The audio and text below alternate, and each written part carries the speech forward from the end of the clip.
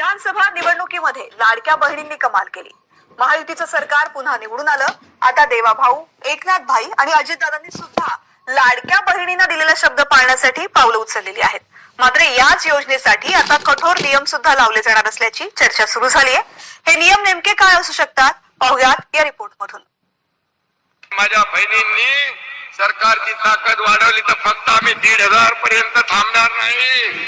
तुम्ही जशी सरकारला ताकद द्याल 1,500 चे 2,000 होतील, 2,000 चे 2,500 होतील, 2,500 चे 3,000 होतील, किंवा माझ्या बहिणींनो त्याहीपेक्षा जास्ती देण्याची दानत आमची आहे।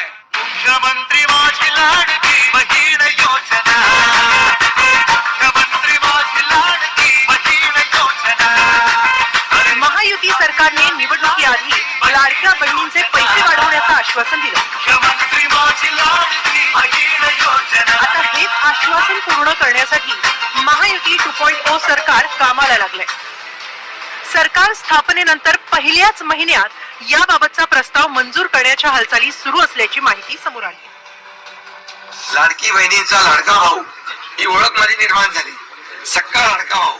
आता बाकी ज्यांनी विरोध केला ते सावत्र भाऊ झाले, पण मी सांगितलं सावत्र भावांना तुम्ही लक्षात ठेवा बरोबर, आणि ते बरोबर बहिणींनी लक्षात ठेवलं आणि पूर्णपणे लाडक्या भावाची एक ओळख निर्माण झाली। ती ओळख मला सर्व पदांपेक्षा मला मोठी वाटते। जवळपास 25-30 मतदारसंघांमध्ये फोनवर बोललो तर त्यांचे प्राथमिक फीडबॅक आहे की महिलांची टक्केवारी वाढली। शक्यता आहे की लाडकी बहीण योजनेमुळे महिलांची टक्केवारी वाढली असण्याची शक्यता नाकारता येत नाही।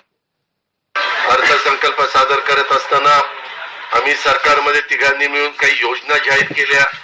त्या योजना इतक्या पॉप्युलर झाल्या, त्याच्यामध्ये लाडकी बहिणा म्हणजे गेम चेंजरच ती योजना झाली। अंडर करंट असा का बहिणींनी दाखवला की मी सगळे उताने पडले, सगळे आडवे झाले। विधानसभा निवडणुकीत लाडकी बहीण योजना गेम चेंजर ठरली।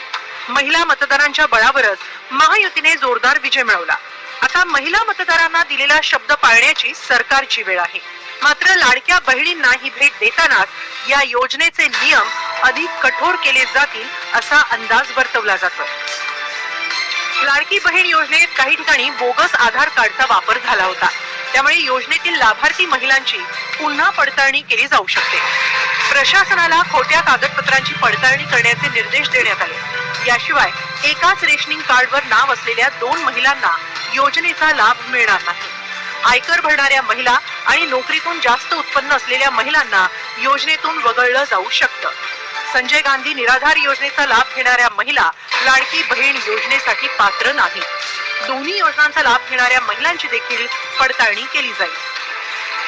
असं असलं तरीही लाडक्या बहिणींना कोणतीही चिंता करण्याची गरज नाही असं आश्वासन उदय सामंतांनी दिलंय। परंतु हे जे नियम आहेत ते नियम आहेतच आणि नियमामध्ये बसूनच सगळ्यांनी काम केलं पाहिजे ही सरकारची भूमिका आहे। त्याच्यामुळे हे नव्याने काही नियम आलेले नाहीये। ज्यावेळी सरकारमध्ये मागच्या आम्ही होतो, ज्यावेळी माननीय एकनाथ शिंदे साहेबांनी हा निर्णय घेतला त्याचवेळी नियम झालेले आहेत। त्याच्यामध्ये बदल काही करण्याची आवश्यकता नाही। मुख्यमंत्री माझी लाडकी बहीण योजना। लाडकी बहीण योजनेतून महिलांना आर्थिक सहाय्य मिळावं, योजनेचा लाभ जास्तीत जास्त गरजू महिलांना मिळावा अशी सरकारची भूमिका आहे। महायुती सरकारने लाडक्या बहिणीची ओवाळणी 1,500 वरून 2,100 रुपये करण्याचा वायदा केला। याला प्रत्युत्तर म्हणून महाविकास आघाडीने देखील 3,000 रुपयाची घोषणा केली। मात्र महिलांनी शिंदे, फडणवीस आणि अजितदादांनाच आपला भाऊ मानलं। आता हे भाऊ दिलेला शब्द कधी खरा करतात याकडेच सगळ्यांचं लक्ष लागलं।